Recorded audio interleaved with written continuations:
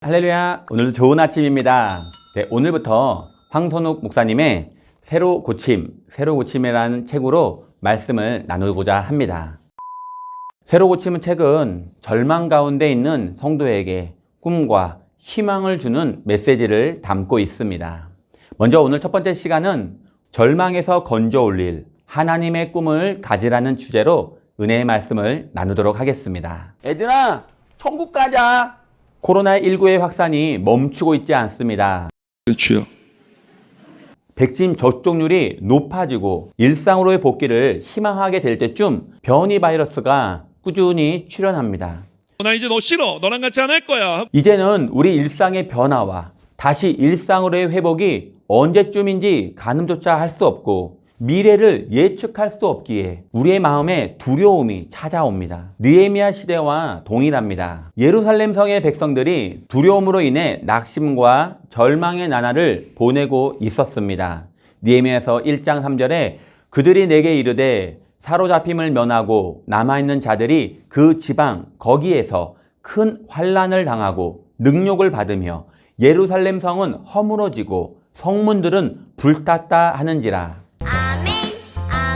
오늘날 우리도 예루살렘 성에 살던 백성들처럼 두려움을 안고 살아갑니다.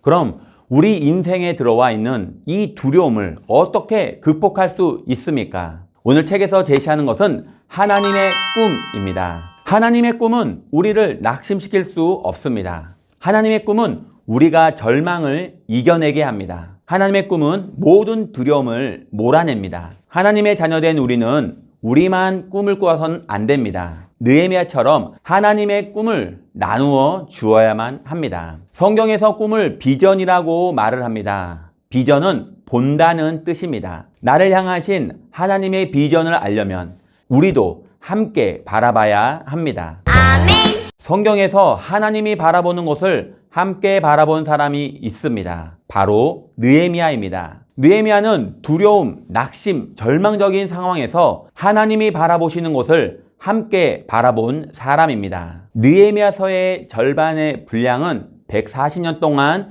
무너진 채 방치된 성벽을 52일 만에 재건했다는 내용이고 그 이후의 절반은 예배 회복을 말을 합니다. 성전 재건으로 느헤미야서가 끝나지 않은 이유는 예배 회복이 느헤미야가 성전 재건 공사를 한 이유이기 때문입니다. 아멘.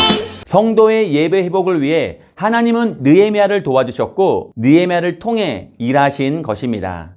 예배 회복의 꿈은 하나님이 느헤미야에게 보여주시고 느헤미야와 함께 바라보신 하나님의 비전입니다. 비전의 사람은 특별한 관심을 가진 사람입니다. 느헤미야서 1장 2절에 내 형제들 가운데 하나인 하나니가 두어 사람과 함께 유다에서 내게 이르렀기로 내가 그 사로잡힘을 면하고 남아있는 유다와 예루살렘 사람들의 형편을 물은즉. 첫 번째로 꿈을 갖기 위해서는 관심이 있어야 합니다. 아멘.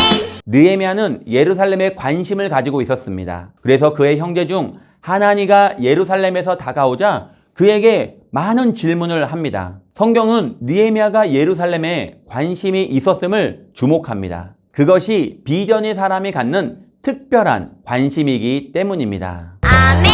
이 특별한 관심에는 거룩한 부담감이 있습니다. 느헤미야서 1장 4절에 내가 이 말을 듣고 앉아서 울고 수일 동안 슬퍼하며 하늘의 하나님 앞에 금식하며 기도하여. 특별한 관심은 시간이 지날수록 해야만 한다는 마음의 부담감으로 바뀌게 됩니다. 자꾸 생각나고 시간이 지날수록 마음에 어려운 일들이 있습니까? 이것은 하나님이 주시는 비전입니다. 아멘.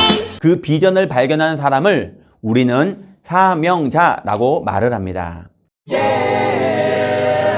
비전의 사람, 곧 사명자는 선을 넘어서는 사람입니다. 느헤미야는 예루살렘에 대한 특별한 관심이 있었고 그것이 마음에 거룩한 부담이 되었습니다. 이 부담은 하나님이 느헤미야에게 심어주신 것이고 이 부담감이 결국 그의 발걸음을 예루살렘으로 향하게 하였습니다. 즉 특별한 관심을 넘어선 부담감이 그의 비전의 사람, 사명자로 살아가게 하였습니다. 오늘도 내가 특별한 관심이 있는 곳, 나로 하여금 하나님이 바라보게 하시는 곳, 끊임없이 해야만 한다는 마음의 부담스러움이 있는 것, 그곳이 우리가 가야 할 곳이고 그 일이 우리가 해야 할 일입니다.